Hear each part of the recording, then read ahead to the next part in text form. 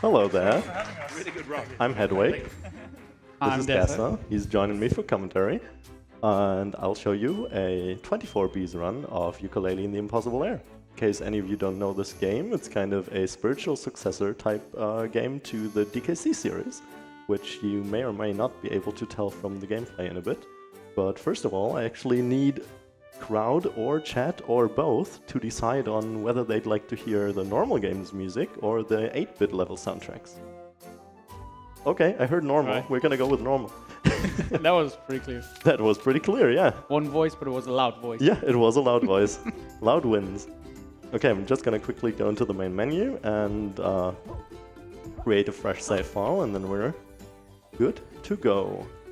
Oh, chat's looking at 8-bit. I'm Pretty sorry, like- chat. I'm very sorry. Raked. Right. It is. Okay, so there's an empty save file, and I'm good to go in 3, 2, 1, go! All right. So the general idea of this game is that we have an overworld, and we have 2D platforming levels. The overworld's like top-down 2D, 2.5D-ish, and the levels, as you see this right here, which is the tutorial, are like side-scrolling 2D levels, which are mostly based on conserving your momentum and moving really quickly through them until the end, where there's going to be one of those glass beehives you can see in the back right there, which you'll destroy, and thereby finish the level and collect a bee. And would you mind explaining real quick what the bees are for, Dessa? Correct. So they're like, as the category name suggests, we're going to be collecting 24 bees. You might wonder what like any percent would look like. Theoretically, you could be beating the entire game without collecting a single bee, because there's, as the name of the game suggests, a place called the Impossible Lair. Theoretically, you could just beat the tutorial, immediately hit up the Impossible Lair, and just beat the game. However, the bees themselves that you collect throughout the run, they're pretty much a way to make it reasonable to make the Impossible Lair actually possible, because every single bee you collect is an extra hit point you can use within that level. Meaning that with 24 bees, we have 24 additional hit points that we can use to make sure that the Impossible Lair is actually feasibly finishable. And we can use a lot of speed strats of them, like damage boosting, and just like some of them for safety.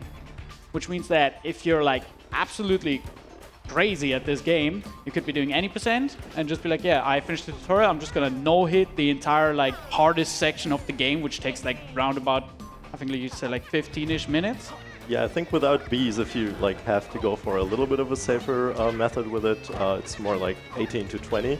Yeah. But it's like actually really, really hard. Just imagine like 18 minutes of pristine gameplay with, I wouldn't say necessarily like cars or little things. Like it's definitely manageable at some point, but it's definitely harder than I would say like your regular jump and run, basically. Because I played a little bit of the game myself. I actually was taught a little bit by Hedweg a little while ago, and yeah, that Impossible Lair is like, it really deserves that name for sure. It really stings. It's really hard. Oh no.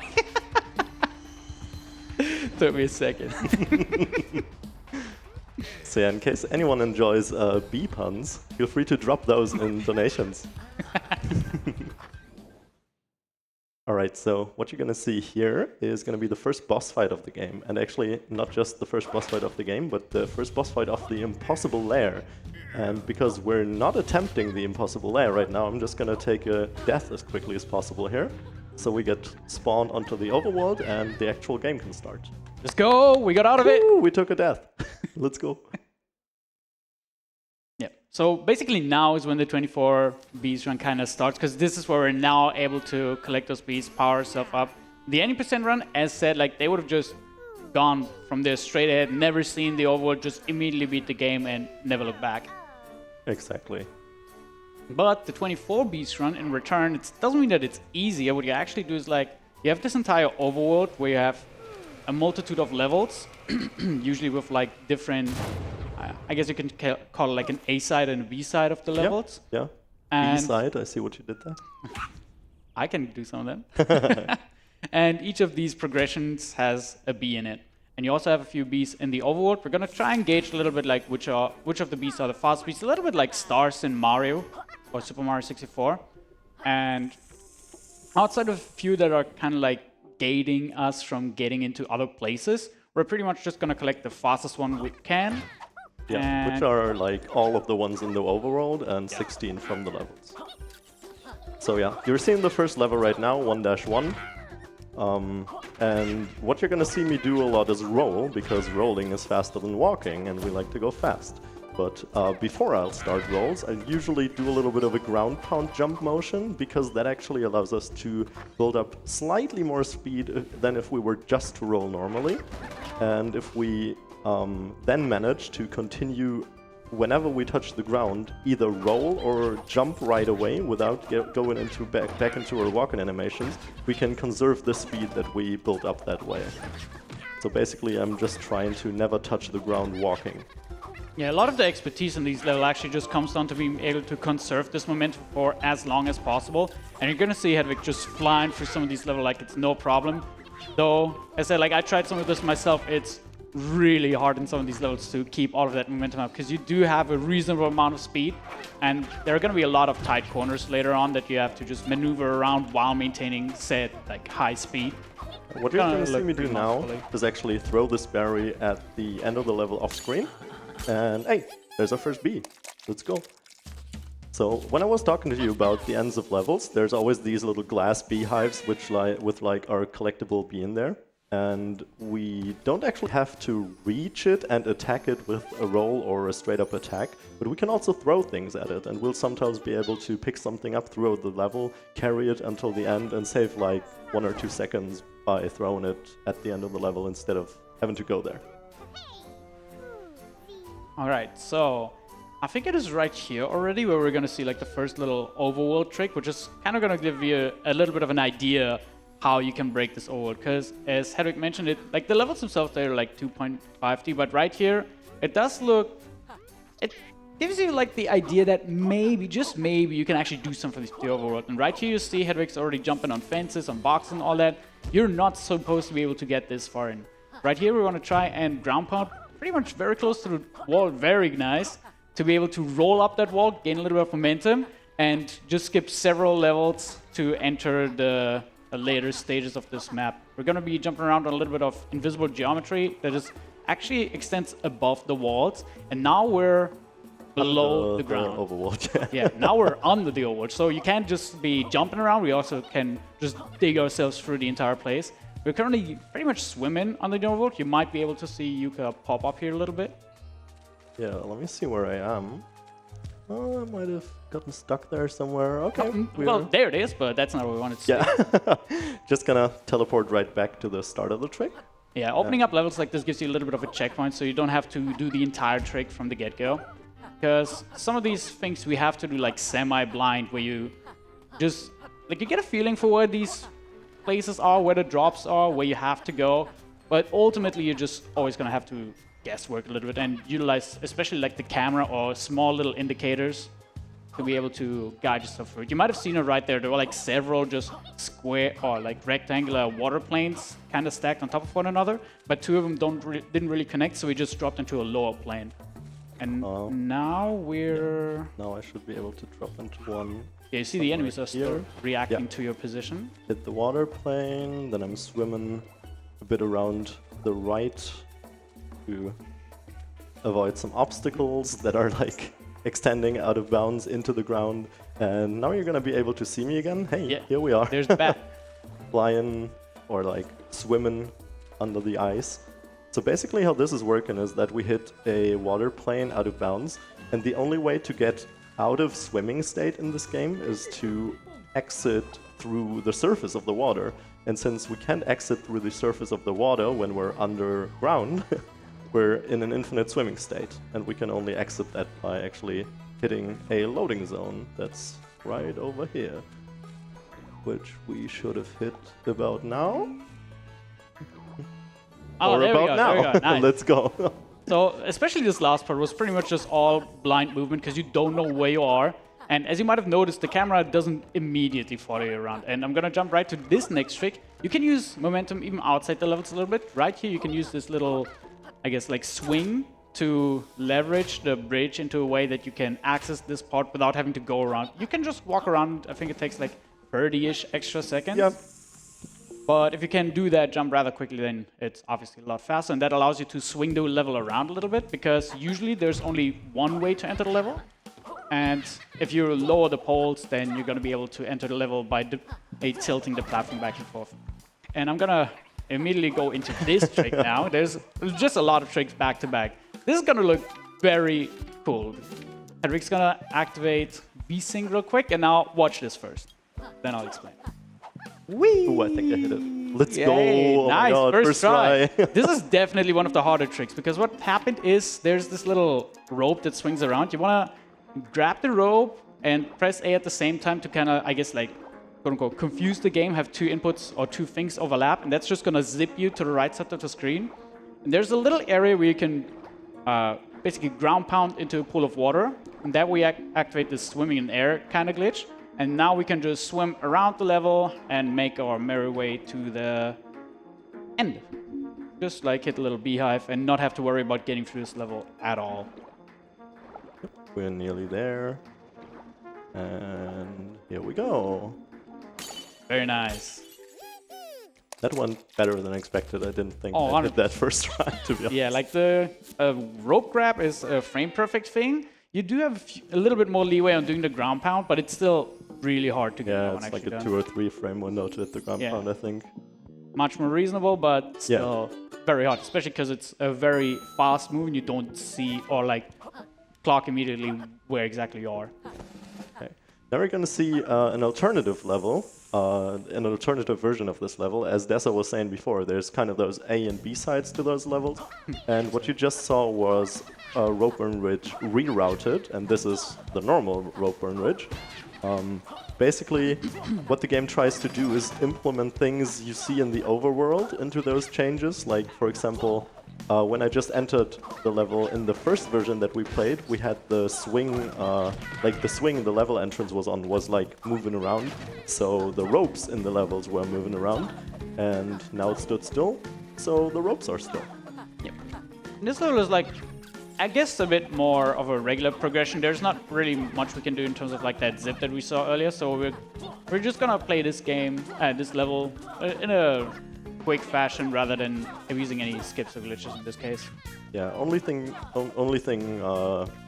little tech you're gonna see me do right here is with those stationary ropes that are not like pulling myself upwards by themselves. I'm gonna do some fast climbing or something. I don't actually know if we have a name for that, but it's basically I'll sometimes jump up a rope rather than climbing up it because it's a tad bit faster. And for the other ones that like retract themselves upward, it's fine to just climb them up because due to them moving upwards, you basically have those speeds add up on top of one another, and therefore you can just climb and not have to worry too much about it. Yeah. Alright, so now we're actually gonna go and collect the first Overworld bee. 3 of those are just bees that are hidden amongst the Overworld that you kind of just have to know where they are or like find them in your casual playthrough, but those do not really pose too much of a challenge for us. While 5 of them are actually also in the Overworld, but usually accessed through exiting a level through its secret exit. Yay, there's secret exits in this game, but we're also not gonna see me leave a level through a secret exit in this game because I can actually get any of those however I want. Like, I can pretty much just do cool out-of-bounds maneuvers in the overworld to get myself to those bees without having... I feel like one of the things that makes this game like especially charming as a speedrun is actually learning these overworld tricks.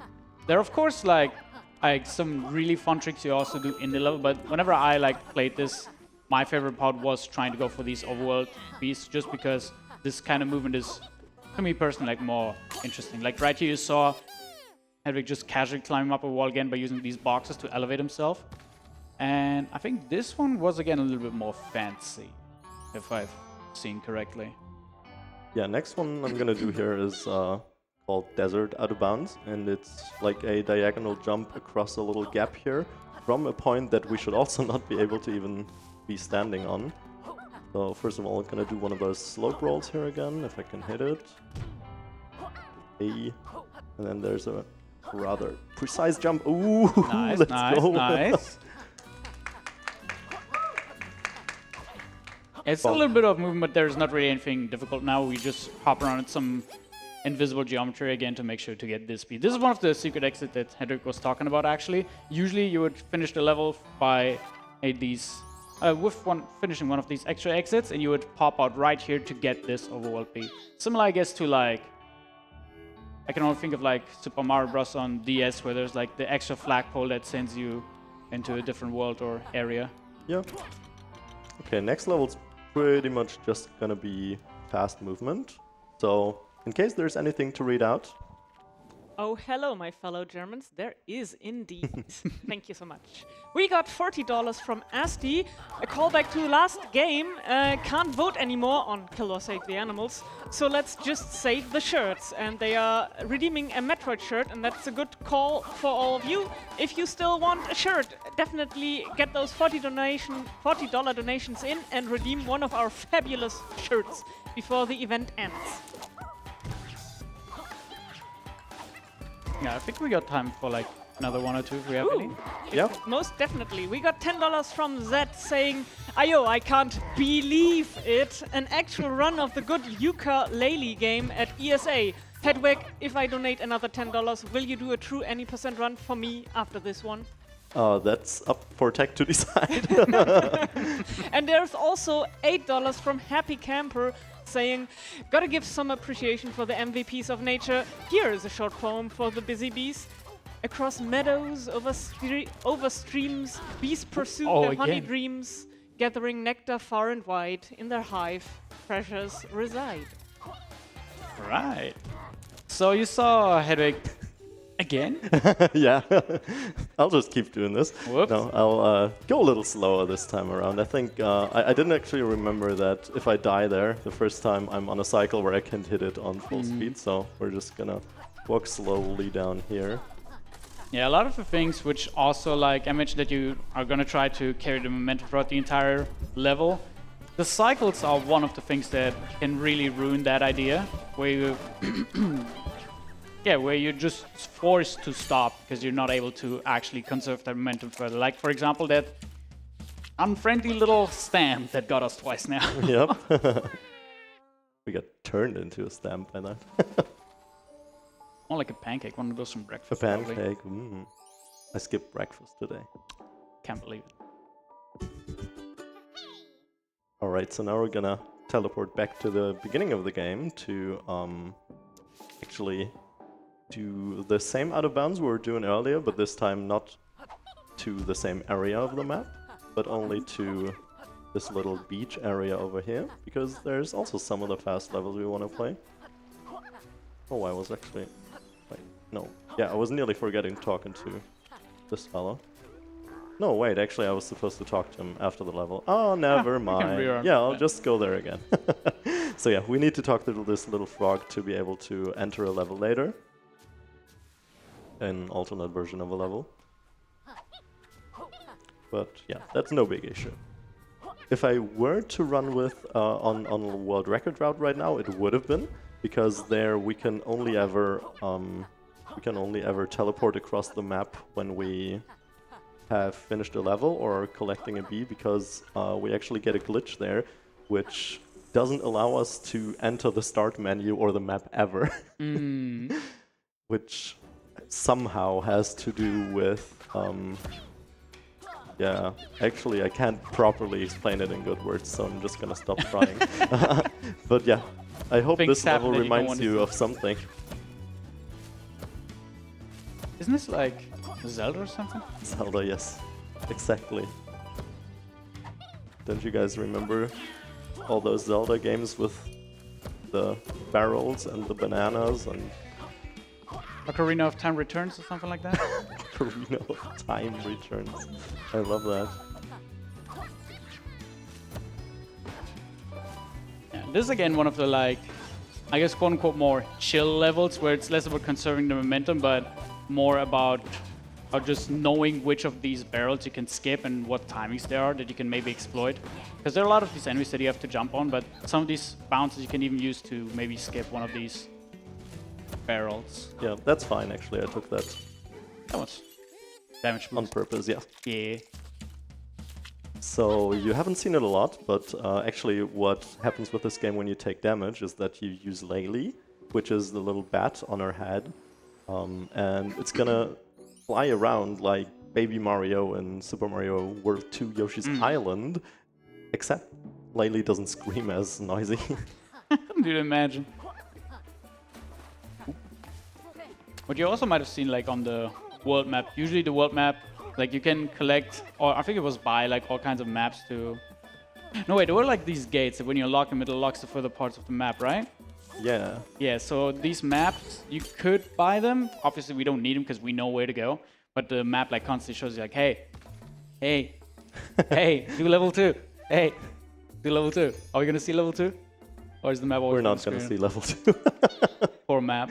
So yeah, on the map to the right, you can see that little gate there. So those gates are put up by Trouser, a very crooked little salesman, who is a snake, who wants us to collect coins throughout the levels. There's 200 of those coins in the level. We won't collect any of them. Yeah, you usually need those to like pay him and let him access you new areas. But yeah, there's just so many things in the overworld we can do that we don't need to get any of that. Swimming levels. Don't we love it? Yep. Yeah, in this level there would be an out of bounds that can theoretically be done, but it's only really IL feasible because there's just so many invisible death triggers everywhere around the out of bounds in this level that we don't really bother with that for the 24Bs run or like any longer category. Yeah, they still seem to have like worked a little bit towards like making sure that you don't exploit the game too much, but of course you can't really predict everything, so yeah, some of the things are gonna be just left out. So we're gonna do some pre-jumps here whenever we hit those wooden planks. The level's gonna like continue building up a little bit, and obviously as I know where I have to go, I can do some jumps to land on some platforms already, so I'm gonna have to be a little more cautious because I lost Laylee. If I take another hit, that'll be it. But I should be able to just walk through the end of the level. No. It has the bad smiley. Can't even tell. Okay, so yeah, about to be done with the level. Then we're gonna have Laylee again. Let's go. So what you might have seen as well is when I don't have Laylee, I can't do like the boosted roll, which lets me actually go fast. And I also think I can't do ground pounds, which again also doesn't allow me to get up to the even faster speed than just normal rolling speed. Yeah, it's pretty much just like Laylee just shoving you down to the ground, then you're going forward. So obviously if Laylee is not there, no one's gonna push you into the ground. You're just gonna have to use gravity. Okay, gonna do this version of the level as well now. It's something you've seen earlier, and what you saw just right there. A bit of the design decision here is that you don't only access levels by like being on one half or the other half of the map. There's like basically little gimmicks in themselves that lead you to accessing the different parts of the levels. Like this one you would have just accessed by stepping on top of the map, but if you hit the switch you would open the bridge, and that way you can enter the level sideways. So there's a little bit of creativity in terms of like, how do I want to access like this level? Is there like maybe an alternative way? Like for example the bridge we saw earlier, if you swing it around you can basically choose which of the two levels you want to enter, while here you would have to commit by doing like either having the bridge either opened up or closed. That was really sketchy what I just did there, but I'm happy Laylee is back. Still got our speed boost. Yep. Especially since like the rest of this level is kind of long and it doesn't have any of the bells which I can use to get Laylee back until like about in a couple of seconds. That would have cost me like, that would have been quite a bit of time. So something we didn't talk about is like, obviously you're not expected to be beating this level in one go right away. There are basically two little mechanics. There's a little bell that hedweg just mentioned that is basically a thing to call Laylee back to you. And then there's the checkpoint, which is the little camera that takes a little bit of like a snapshot of Yooka. And that's like the actual checkpoint. If you were to like fall off or take damage without Laylee, then you would be teleported back to the last camera that you actually touched. So if you happen to not touch them and lose a life like that, you would be potentially sent very, very far back. And that's like kind of the whole joke about the Impossible Lair. There are not that many of them. We don't have any of them in there. Exactly. It really is like, well, no, it's still like not a lot. There's like none of it. Oh, there are none of it. Yeah, that's what I'm saying. It's still like. Oh, okay. Not There you getting go. you. Wasn't a beep. So yeah, I actually forgot to open up this level before, so I did that now.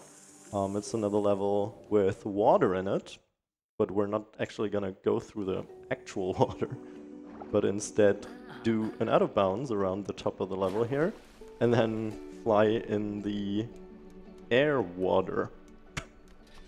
I'll love myself some air water. Yeah, right.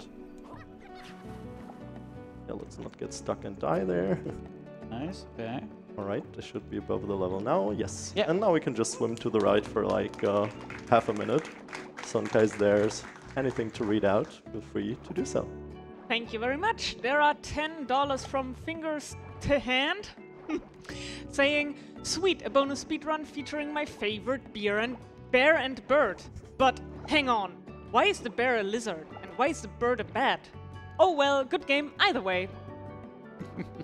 Thank you so much. This level is like a little bit similar to the one where we did a little zip to get the swim and air glitch. Though right here it's a little bit easier to access. The other one was like a 1 frame window followed by a few frame window. This one you just kind of have to weave yourself out of bounds. So it has like way more leeway for you to actually access it. And I think at this point we're like round about like halfway with the, yeah, like exactly halfway through the bees. Yeah. It's only 12 more to collect. I think if I counted correctly, there's like 4 or 5 on the overworld still missing.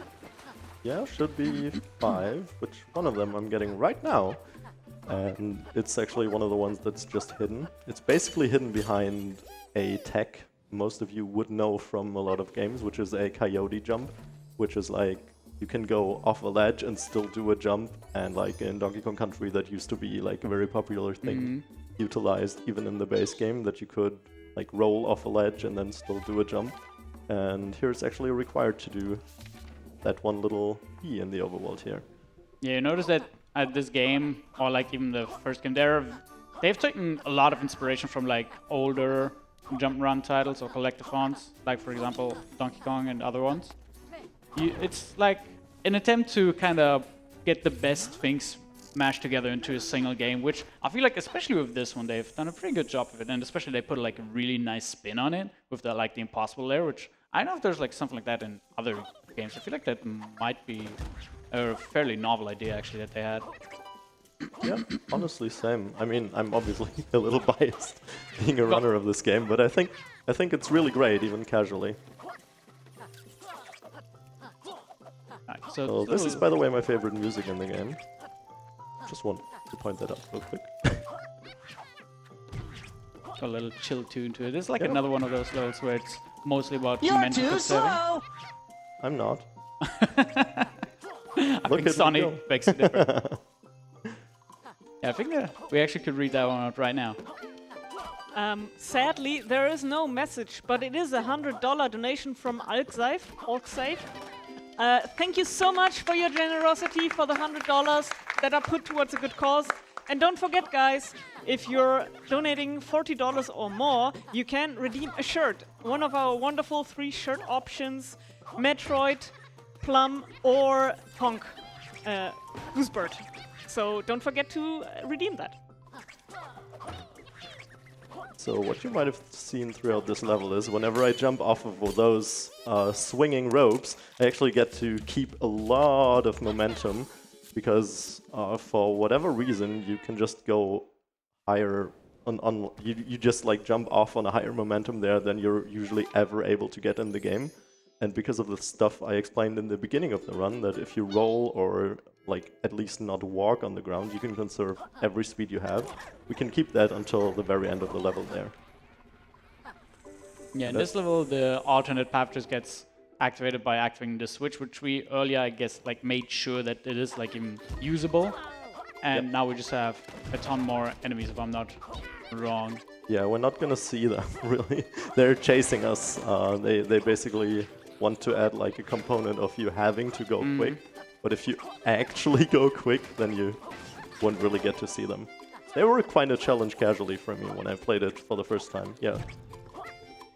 I guess like they didn't want to force casual people to have like be able to perfectly conserve their momentum.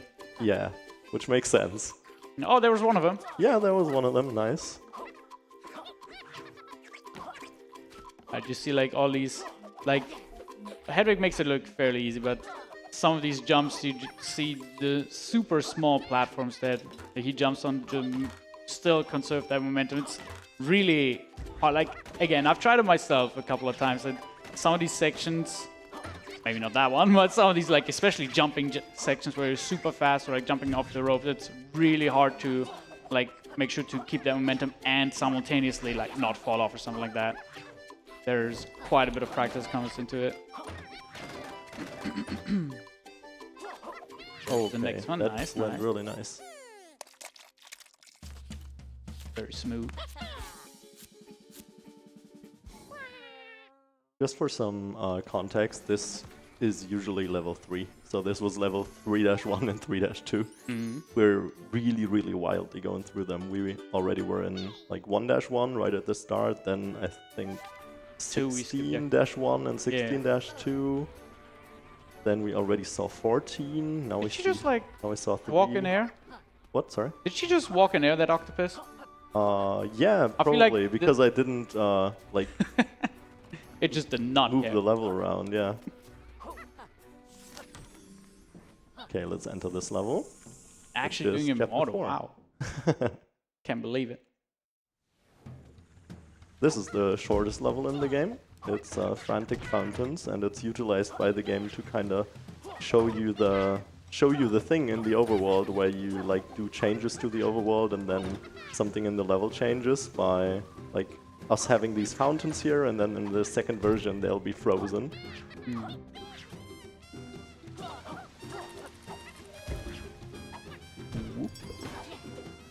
We can jump off of that. And then really quickly go through here. And I think that's like almost it already, right? Yep. Yeah, that's what it is. Yeah, this one's really Right short there. level. Yep. Nice, nice. Alright. How many bees are we at? I think we're at 16, 17? Maybe something 17. like that. I would say I haven't kept count, but it shows you like every single level. I just haven't paid attention. Okay, 16. 16, yeah. That's good, that's good. You might have seen earlier that the map is actually like kind of big as well, but it's all just obstructed. We don't unlock it, of course, but there's quite a bit of map in this game. It's not just like a few levels here and there. They made sure that there's actually like quite a bit to explore as well, because it's not just like the bees that you can find and the shortcuts, just like a lot of things that you can generally interact with, and even like a few NPCs that are mostly just there to like move out of the way or something like that. And this one is like the tutorial that shows you, oh, by the way, you can swap which of the levels you want to play. So now we're playing the bee side, which, as hedweg explained, is basically the same with the water fountains, but now they're frozen. So now we're going to be able to use them as just stationary platforms. And have cool ice physics, right? Hey, We all nice. love ice physics. Absolutely. It's got a really tight little jump coming up in just a bit. First, yeah, I think I should. No. Ah, barely, Okay, barely. I'll try to hit a ground pound here on the very ledge, because I hit it anywhere else I actually get thrown backwards, because the ice physics kind of want to like push me down. Slightly off. Yeah. Something like that. Here I'm destroying that platform to not have to do a ground pound all the way to the ground, and hey, you saw that bee down there? That was the one from the previous level, but the icy version continues for a little bit, because it adds this little icy slide. Yeah, you might have seen like at the end of the level previously, there was like a big water fountain that led to the top, but it was obstructed with like boxes and all that, so you couldn't actually get to that door. And now with everything being frozen, that water fountain doesn't push that box up, and you can actually utilize everything to make your way into this. So it's really creative how they even like utilize the A and B sides to make sure that it it's like a native change between the levels, but it's also still like interesting. Not just, it doesn't just make sense, it's actually a cool design, even as a player. Alright, now we have a little cutscene playing. During that, I'm just gonna explain what's coming up next, I think, because we have a little bomb throw tech thingy coming up, which in which I have one try to get like the fast way of the trick, but then the setup doesn't, like, the setup to do it, like, again, doesn't really take too long, so it's not terrible if I don't hit it. But I kind of try to throw a bomb from, like, a bomb I can pick up in the overworld directly at one of the beehives, which is around one of the secret exits of the overworld. Let me quickly do paywall 1 skip here again. Let's go. Then we're gonna use this lever over here to access this next part, and here's the bomb. Let's try and see if I can hit it. I did not, but that's okay. We're just gonna have to create some plants around here. We would have went here anyways. So I'm just taking this next bomb. I think that one won't work anymore. It will. Oh! Or I just don't hit it. Okay, we can redo it yet again. Hey, there we go. First try. That's usually the easiest trick in the entire run, and yet I failed it 2 times. Oh, but that like 1 frame, 2 frame, whatever that was, like that one's like hard. That's a marathon run for you. Yeah, it's always like that. The hard things, you put a lot of time in, obviously they work, but then you forget about the easy things. You're like, yeah. How do I even play this game? Totally. So yeah, this is yet another pretty straightforward platforming level here for you, in which we basically just wanna hit some platform cycles, and then the second half of the level is really just auto-scrollers. So if you're looking for submitting some bee puns to be read out, now is a good time to do so, and still have time to have read them out in a bit. I actually saw one earlier. How do bees greet each other? I have no idea. With a high five. Nice. Do we have other ones? Okay, a rather tight jump here. Whoop, made it. Always feels very good to hit that, because it looks so fancy to like get that perfect diagonal angle. I'm gonna try to do a little speedy thing here to hit this platform. Nice. Woo! That looked pretty tight, yeah. Gonna go over that spooder, and yeah, now we, I think, actually reached the auto-scroller part. Yeah, here we just kind of have to wait for the platforms, because we can't drop for them or something like that. We just have to wait for them to do what they're doing. There's really not too much we can speed this up. Yeah. Except for like actually being on time.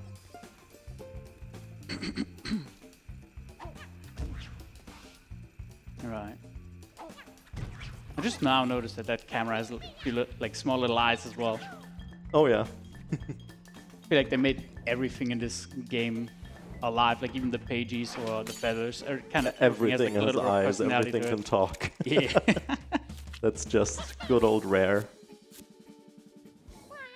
I mean, not that this game was made by Rare, but I mean, you know the deal about Playtonic being formed by some of the old Rare employees who have even like worked on the DKC games and Banjo games and stuff like that. Right, now I'm gonna do bomb jumps, so I'm gonna have to count a little bit. 1, 2, 3, 4, 5, 6, 7, 8, 9, 10. 1, 2, 3, 4, 5, 6, 7, 8, 9, 10. 1, 2, 3, 4. Here we go. Nice. Again, first try. Very nice, very nice. Yeah, And basically just taking the, how do you say? The momentum. Yeah, like being pushed back by the bomb exploding. Oh, yeah, Kind of get over the fence there. It doesn't give you like much distance, but it gives you just enough to push you just above the fence. You notice like a lot of times we can't naturally jump over these fences, but things like that little bomb, or for example the book at the very beginning, the books in general, the level entrances, they are slightly elevated, which is actually just enough to make some of these jumps. So it's like, if you're, I guess, kind of creative about it, you can probably figure these out on your own as well.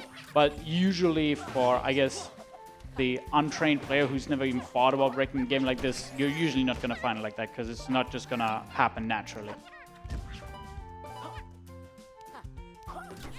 So yeah, this level with its windmills can be kind of sketchy. I'm really glad it didn't fall down anyway yet. That's always good to say before you're done with it, isn't it? Alright. Nothing scary anymore. Very nice, very nice.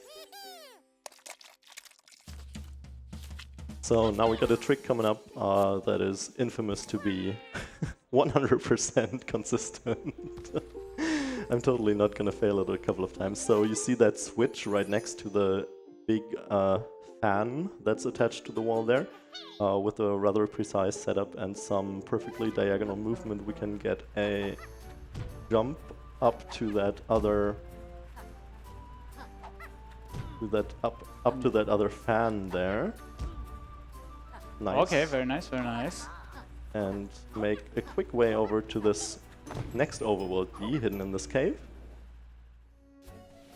And for that jump, it's once again like we use the switch that is ever so slightly elevated, just like many other things on this overworld, and use that to very like closely reach that platform. You saw it like kind of looked like he didn't make it, but the hitbox extends just a tad bit further than what you actually see, and that allows you to just hop your way up to that wall and then just continue your way up there. Because usually you'd have to like move these things around and turn them off and stuff like that. Just to like even get through this section, you would get here quite a bit later actually. So it's like a skip for like both the earlier and the later sections of this part. I think now we're actually closing off the last few bees before the Impossible Lair. Yep, only 3 more bees to collect, and I'm actually gonna knock down this little way back up here, because if I otherwise would have done a mistake trying to collect the next overworld bee, I would have had to like teleport all the way back to the start and do all that overworld movement up until here again, which we don't want to happen, so a little safety strat there. Yeah, most of these movements are rather lenient, where if you miss them up, you can still just redo them. But right here, you would have fallen into a section where, at that point, it's all the way back, and the platform below it is like in the top left. You can see it right there. You would have just walked around, and instead of spending like however long it would have taken, you just like use those. Yeah, like half a minute to a minute or something. Oh, easily. Yeah, we really don't want that to happen. So yeah, we're just maneuvering our way here to chapter 7-1, which is the last 2D, the last of the 2D levels we're actually gonna see, apart from the Impossible Lair at the end. This also has some really tight jumps, and I'll try to build up a lot of momentum with those conveyor belts. Oh, nice! Made my way up here. Like you might notice, the estimate says like 105. We're like 40 minutes, and the Impossible Lair really takes quite a while. Just a generally long level, so it's gonna take a lot from hedweg to like get through this very quickly. You have to be focused like at the top of your game to make sure that you get through this quickly and safe, because even with 24 beats, that's like quote unquote the like most reasonable requirement without spending too much time on it. Of course, I think there are like 48 pieces or something like that. There are 48. Yeah, there are 48 pieces, which make it a lot easier. But even then, it takes, especially as like an how do you call it? Like, if you haven't played the game before, it's still very, very difficult to get through that, even with the 48 pieces, because you're just gonna get hit left and right, and it's basically, I guess you can compare it to games with difficult bosses like Souls games or something like that, where you just progressively get better and better at those sections, and then you end up seeing more and more, like more, instead of like phases, you just see more and more of this level. It genuinely takes quite a bit of skill to get that through that one, especially fast. Oop. Nearly lost Laylee there again. Okay, can I make that cycle? Yes, I can. Lovely. Nearly done with the level. Just ground pounding down here. Here we have to wait a little bit. Okay. Oop. That's not bad. Yeah, and there it is already. Let's go. Nice, nice. And only one bee remaining. I think that was an overworld bee, if I counted correctly. Yeah, actually it's not. It's a level I would have been able to already do earlier, which is 1-2. All right. So yeah, 1-1 is our first level. 1-2 is going to be our second or last level today. You can imagine doing the second level is like the very last. Yeah. It's gonna be an absolute breeze. It will. Also, I don't even need to destroy this level now because Rodney does the job for me. This is Rodney. We found his fishing rod earlier. No, you just like takes out half the level. Yes. Yeah, sure. Why not? That's so you can alter it for sure. And yeah, it's now flooded with cannons and destruction and fire. Because that's a happy setting, isn't it? Absolutely. That's like, just in case you missed it, that Rodney, it doesn't just appear like at any point in time. We actually talked to him earlier in between doing some of the out of bounds, the overworld movement. He was just sitting in front of a level and we basically told him to move so that he is now able to alter this level for us. So we can get our final B for the 24 Bs category. So for this level, we also have a possible strat with a zip on uncapped FPS, which is basically, it's like a minute faster than doing it like this, because you can really just zip over the entirety of the level and do 2 or 3 frame perfect jumps to like hit some hitboxes that extend upwards high enough. And one of us, like one guy in the community, Captain Brian, has actually been able to pull that off, and it looks really amazing. If you want to see some really crazy IL for this game, definitely go check out Captain Brian's IL of 1-2. All right, now it is time for the namesake of the game. Hey. Got our 24 Bs ready, or 24 hits. So, as mentioned, the Impossible Lair is basically just a long stretch of gameplay. You see there's like 1 to 10, 0% complete, and then like the actual Impossible Lair, which is like the no B one. They even give you like, I guess, a little bit of an extra category, quote unquote, for that. Yeah. They very much intend you to fail this one several times while you're playing it, which is why you have like the percentage completion and all that stuff around it. And the thing is built up in a way that you have a boss, followed by a level pretty much, then followed by a boss again, a level, a boss, a level, a boss, a level. So 4 bosses, 4 levels, while the last level is kind of like an escape sequence where we make our way out of this lair. You want to see right away, it takes the elements we've seen throughout the game. We've not seen all of them because we've not seen not done all the levels, but we are basically expected to know how to play this game at this point. So yeah. No punches are being pulled at this point anymore. We are just expected to be able to do all of these like tight cycles and jumps and whatnot. And at the top right, you can see our counter for the beast. We're currently at 23 because we already used one of them to damage boost from the cannon through the flames. Otherwise, we would have to wait for like a few seconds for the flame to disappear. Thank you for giving me credit for that. It was actually not intended. I mean, I gotta make it look good on that. Yeah. Yeah, I'm gonna take some damage boosts for like some fast strats, but I'm also very likely to still take like a couple of hits unintentionally, so I'll definitely play it a little bit more safe than I would for a PB attempt, obviously. Yeah, usually you try to have like around 2/3 of the bees, like 16-ish bees being used for damage boost. If you're, of course, like are more proficient at it or trying to clutch out that PB that you really want, you would go for a more risky approach. But in a marathon setting, you might want to keep like maybe 10, 12 or something like that for safety. In situations like the previous one where Hedwig fell down, you saw we didn't immediately game over. That's what the bees are exactly for. We have this backup to make sure that we don't have to replay this level right at the get-go. Alright, yeah, I'm really good on bees right now, actually, Yeah, because I 19 is was fine. playing quite a bit safer than I usually do. Earlier, you actually did see one of the damages. I'm pretty sure that one was intentional, where We ground pounded on one of these saws and then used the iframes that resulted out of that to just lunge ourselves over the platforms. That way we don't have to wait for all of this happening. You see also these bees around this now second boss. Every single one of these bees is basically a hit that we have to land on them. And whenever all these bees are gone, that's when we can hit them again. And that's when the fight is actually done. And you see this time it's way more bees than the previous attempt. The previous fight was 3 bees and then a regular hit. And now it's like however many bees followed by the last hit.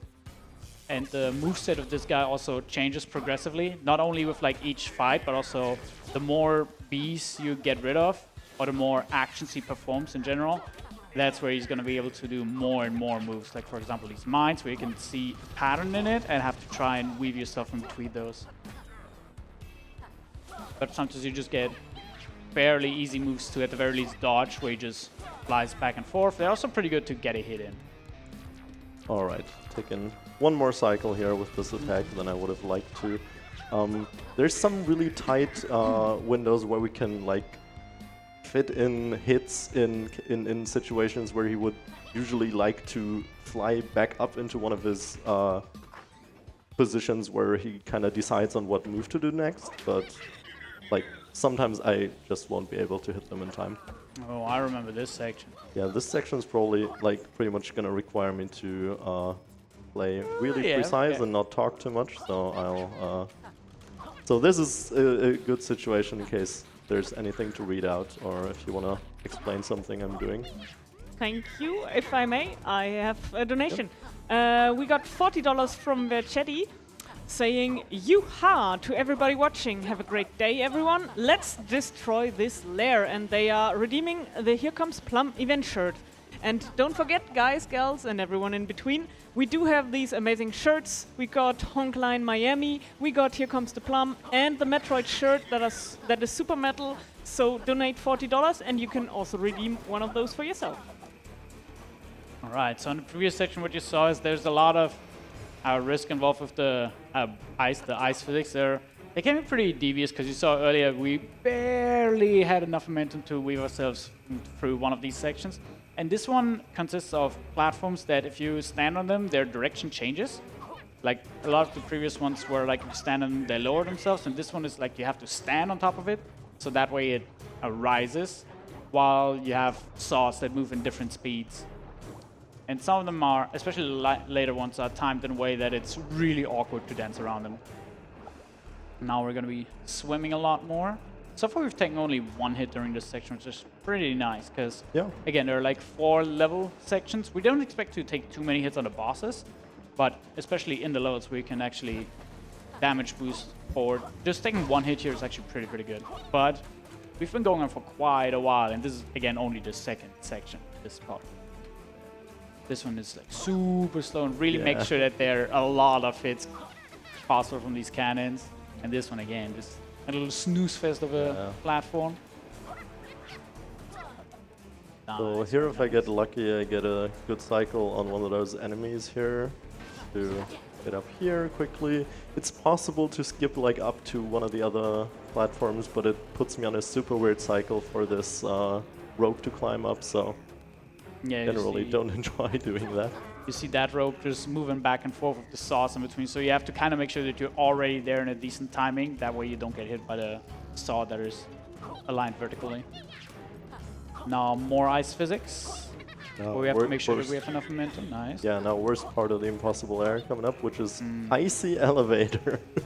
Yeah, you want to like try and stay still, and simultaneously you have to move, which makes you like slide away, and it's really awkward to stand around here. Especially because the hitboxes, I would say they are pretty accurate, but it's just hard to kind of see where they're actually going, because sometimes the little tip of the saw either barely like hits you or just manages to strafe your like the bottom of your foot, and then you take 1 damage. But again, and I'll like, be honest, this doesn't look too bad. No, not at all. The looks of it, but playing this casually, there's been times where I lost like 8 bees on this icy elevator alone. Okay, let's do it really through here. I didn't actually need to take a hit there, but one for the charity. Again, through here now. Now this one's gonna move back and forth as well. Again with multiple enemies. Oh, we just gotta wait there for a Yeah, second. this one's like especially weird because while you don't have the icy platform, the rope just straight up pushes you into the enemy. So you have to, like, for example, do these like jumps up the rope. Otherwise, you just are forced to take a hit. And now we're coming up to the third boss. Exactly. There's actually a lot of potential extra hits in this third version of the boss, which I'm gonna try and go for. They mostly require me to do the little ground pound jump that I was usually doing inside levels to build up the additional speed. But since they actually allow you to go a little bit higher than just any other normal jump, we also want to use them for some additional hits in here. And yeah, whenever Capital B throws those bombs, we're actually gonna pick those up for situations where he's gonna be staying in the air in places we can't actually hit him, to then be throwing them at him. Like, for example, right here. Yeah, basically we could be using these bombs whenever he stops flickering, but usually that leads into a section where we can just manually hit him. Nice. Okay, that was 2 extra hits. One when he started flying, and then the one when he was in the air. Very good, very good. 12 Bs for... we have like more than half the layer already done, so it's only 2 more levels and 1 more boss left. Yeah. Making our way through. So this is one of the ones that we're gonna use a lot of damage boosts in, because you really profit a lot of them here. Yeah, this is again one of those sections where it's similar to the other levels we've had throughout the game. You really just want to conserve your momentum. You also have these conveyor belts that just speed you up tremendously. Therefore, you want to really try and make sure that you don't have to stop. And even if the cycles don't align, we sometimes just take the hit to make sure that we don't have to stop for them. That's why, like, this section especially is why we want lots of the beasts, just to make sure that we can get through this quickly. Alright, I did one attempt at what we call conveyor vader skip here, which is jump in off of one of the falling enemies there to kind of boost our way all the way to the top, but it's really precise, so I didn't make it. And then there's this auto-scroller section here that we can skip entirely, which is with the damage very good, boost. very Let's good. go! And then there's our fourth and final of the boss fights. I think this one I actually haven't seen. I don't know his moves. Might have seen in one of your runs. Nice, extra hit. Very good. As mentioned earlier, like, you can damage him whenever he stops flickering, which means in that part just now he just stopped flickering while he was moving up. So while Hedwig was on top of him, he just took the hit by moving into him, basically. And that way we just got the extra. But now we don't have the bombs, so we can't use them to hit him while he's up there flying around. Out of our range. Now we're just waiting for him to get down a lot of times. Oh, I missed didn't the get extra hit, but that's very okay. Oh. Okay, gonna go for one here. Let's go. Oy. Oy, oy, oy. Then another one. And now he's gonna do some other move.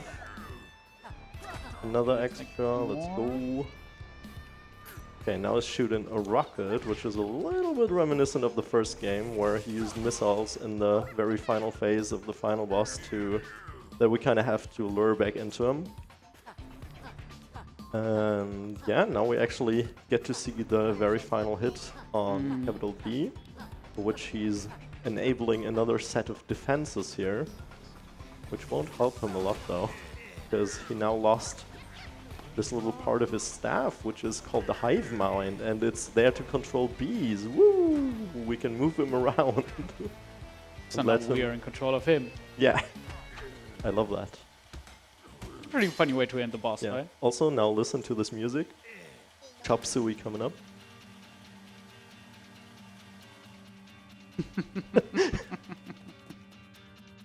It's not actually Chop Suey, but I feel like it sounds a lot like it. Okay, escape sequence. Woo! Yeah, you saw at the beginning there's like a timer on it, so we have to make sure we get out of this as fast as possible. We are obviously gonna make the timer, but Especially like in a casual playthrough, it's a fairly tightly knit timer. Like the 2 minutes are a pretty good estimate of how long you would take. We still have 7 Bs, so we might even be able to damage this 1 or 2 times, just to get through things a little bit quicker. Like for example here, this is actually Oh wow! not ground anymore after we've went past it, because they didn't think you'd ever go back there. Didn't expect them to U-turn in a timed section. Yeah. Okay, we can also build up a lot of speed by jumping off of those ropes, and then I'll try and conserve it. I think time's coming up soon as well, right? Oh yeah, time's coming up in like 20-ish seconds. Yeah. Maybe 10. Time will be when it fades all to black.